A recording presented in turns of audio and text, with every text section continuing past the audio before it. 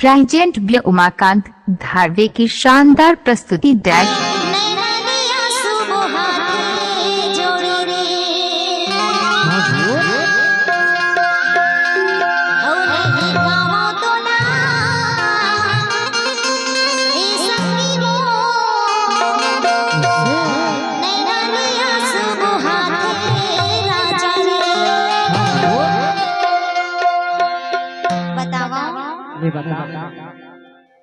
नहीं देखा तो ना तेरा जामोर नैना लिया सुबह तेरा नहीं देखा तो ना तेरा जामोर नैना लिया सुबह नहीं देखा तो ना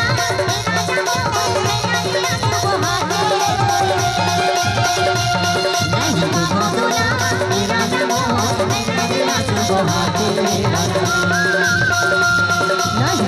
ना तेरा जामोर नैना लिया सुबह तेरा निमोर नैना ले आंसू बहा तेरा नहीं देखो तोला तेरा निमोर नैना ले आंसू बहा तेरा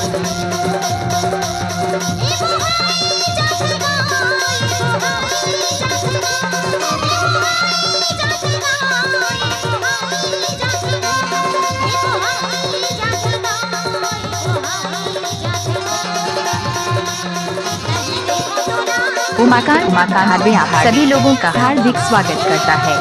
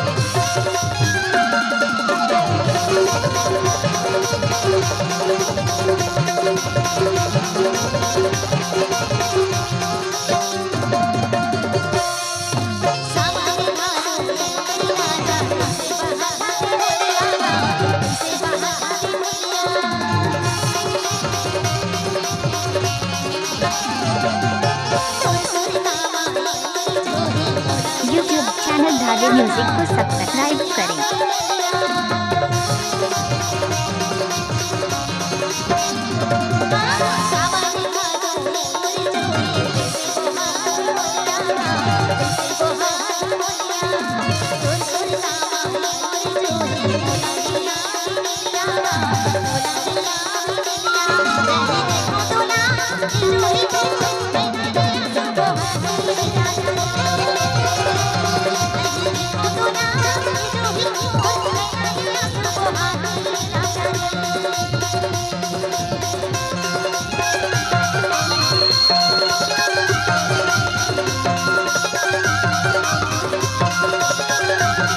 यूट्यूब चैनल धारवे म्यूजिक को सब्सक्राइब करें।